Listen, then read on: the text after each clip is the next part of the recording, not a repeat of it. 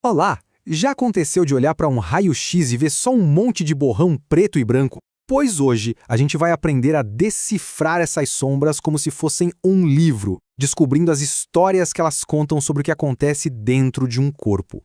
Vamos nessa?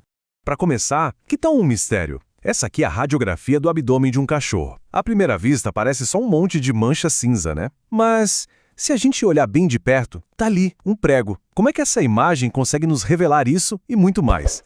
É exatamente o que a gente vai descobrir. Isso leva a gente para a grande pergunta. Afinal, como se lê uma sombra? Como é que se sai de uma imagem chapada, em 2 dimensões, para um diagnóstico de verdade? Vamos desvendar esse processo passo a passo. Primeiro de tudo, o básico. Uma radiografia não é bem uma foto, sabe? É melhor pensar nela como um mapa de sombras. Basicamente, ela mostra quais partes do corpo bloquearam os raios-x e quais deixaram eles passarem direto. O segredo todo está num conceito chamado absorção diferencial. Imagina só, um feixe de raio-x atravessando o corpo. Ossos, músculos, gordura, cada um desses tecidos absorve os raios de um jeito diferente. O que sobra dessa viagem e consegue chegar do outro lado, no receptor, é o que vai formar a imagem que a gente vê. E com isso, a gente já tem as 2 palavras-chave do nosso novo idioma.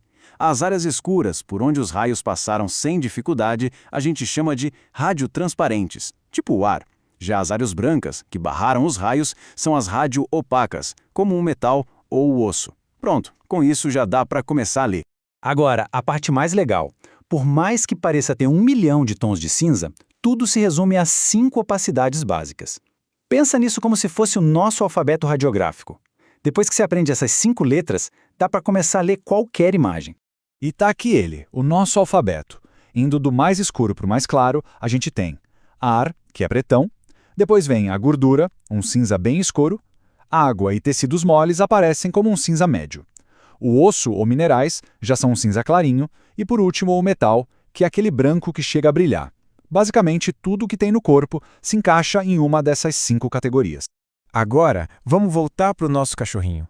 Olha só que demais! A gente consegue ver o nosso alfabeto em ação. O prego é claramente metal M. As vértebras e as costelas são osso ou bone, em inglês, B. Órgãos como o fígado são tecido mole ou water, W.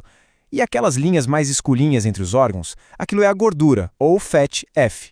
A teoria funciona direitinho na prática.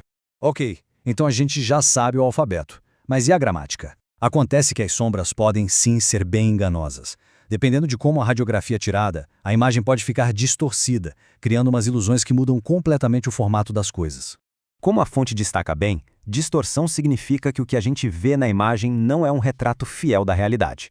Um objeto pode parecer mais curto, ou mais longo, ou até ter um formato totalmente diferente. Tudo por causa do ângulo do feixe de raio-x. E é exatamente por isso que os radiologistas têm uma regra de ouro, o posicionamento padronizado. Ao tirar a imagem sempre do mesmo ângulo, eles garantem que a anatomia vai estar sempre familiar e vai ser fácil de comparar. Sem esse padrão, algo super normal poderia parecer uma anomalia. E esse exemplo aqui é perfeito para mostrar isso. Na esquerda, a gente tem um raio-x de... Bom, do que exatamente? Fica difícil dizer, né? Agora, olha a imagem da direita. Ah, é uma tartaruga! É a mesmíssima tartaruga, mas agora numa posição padrão. A geometria, sozinha, transformou algo familiar num completo mistério. Agora vamos entrar no maior desafio da radiografia.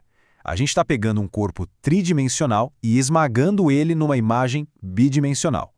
E com isso, toda a noção de profundidade simplesmente some. Esse diagrama aqui ilustra o problema de um jeito genial. Imagina 2 bolinhas, uma em cima da outra.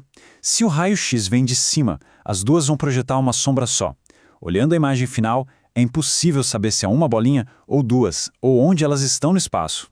Então, qual é a solução para isso? É uma coisa ao mesmo tempo simples e brilhante. Tirar pelo menos 2 fotos. A segunda imagem é tirada num ângulo de 90 graus em relação à primeira.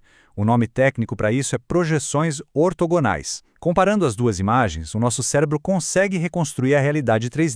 E aqui a gente vê o quão vital isso pode ser na prática. Na imagem da esquerda, que é a vista lateral, dá para ver claramente uma fratura na coluna. Agora, olhem para a imagem da direita, a vista de cima. A fratura sumiu, simplesmente desapareceu. Se o médico tivesse tirado só essa segunda imagem, o diagnóstico teria passado batido. E para fechar, vamos ver o último conceito de hoje. É sobre o que acontece quando as estruturas se sobrepõem umas às outras, criando sombras, fantasmas que, na verdade, não existem. O nome disso é sobreposição e acontece em toda a santa radiografia. O grande desafio para quem está interpretando a imagem é conseguir diferenciar o que é sombra de uma estrutura real e o que é só uma ilusão criada por esse alinhamento. E tem um tipo bem específico de sobreposição que cria uma coisa chamada sinal de somatória. E para a gente entender isso, vamos pensar em queijo suíço. Isso mesmo, queijo suíço. A gente precisa lembrar que os buracos do queijo são cheios de ar e ar é radiotransparente. Então, quando o raio-x passa por um buraco, a imagem fica mais escura. Mas e se ele passa por um lugar onde 2 buracos se alinham? Aí a gente tem mais ar e menos queijo, o que deixa passar ainda mais raio-x, criando um ponto ainda mais escuro. E aqui está a prova real, um raio-x de verdade de um pedaço de queijo suíço. Os pontos mais pretos não são buracos maiores, são lugares onde vários buracos se alinharam na perspectiva do raio-x. Isso é o efeito de somatória, uma pura ilusão de ótica. Então, no final das contas, o que fica de tudo isso? Que ler um raio-x não é só bater o olho numa imagem. É um verdadeiro trabalho de detetive. É entender como as sombras podem enganar, como reconstruir o 3D a partir do 2D e, principalmente, como não cair nas armadilhas das ilusões de ótica.